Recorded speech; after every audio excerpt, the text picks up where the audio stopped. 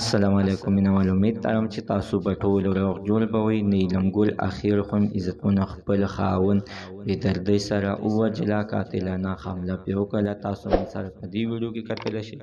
د دې ویډیو نه مخکې اول زه تاسو ته دا یادګینه وکړم، تاسو کو چینل زموږ په دې سوپر کلک چینل کې نوي وئ، چینل هم نوي سبسکرایب کړئ. مهرباني وکړئ تاسو زموږ د سوپر کلک چینل ته سره سبسکرایب کړئ، خوا کې سره د ټلۍ نشان ووهئ چې هر یو نوي معلوماتي ویډیو تاسو ته په اسانۍ باندې در ورسیږي.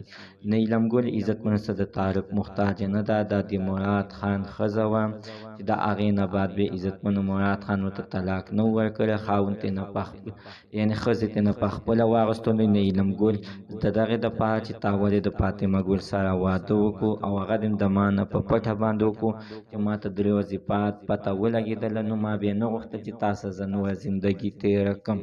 اوس عزتمنو په سوشل میډیا باندې یو څو تصویران او یوه وړه غوندې ویډیو چلیږي چې یعنې مراد خان چې دی نو په نیلم ګل باندې قاتلانه حمله وکړله، یعنې ډزې پرې وکړلې او هغه زخمي حالات په هسپتال کې پرته ده. بل سایډ ته ویل کېږي چې هغه یعنې بې دردۍ سره ووژله شوه او په پوسټمارټم خانه کې پرته ده، پوسټمارټم یې شروع دی.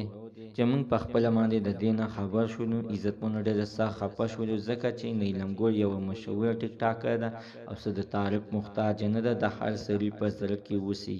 خو عزتمنو چې موږ کله معلومات وکړلو نو نیلم ګل چې دا خو زما ډېره زړه ویډیو ده، ځکه چې په ما باندې خپل خاوند ډېر سخت مخکې ډېر سخت ظلمونه زیاتې کړي. د دغې نه بعد مې ترنه طلاق واخیستو او طلاق نه دې خواته بیا یعنې زه خپل خاوند سره نه یم میلاو شوی او د خپلو بچو سره زندګي کوم. د دې خپلو بچو د وجې او د مجبورۍ نه زه په فلمونو او ډرامو کې کار کوم.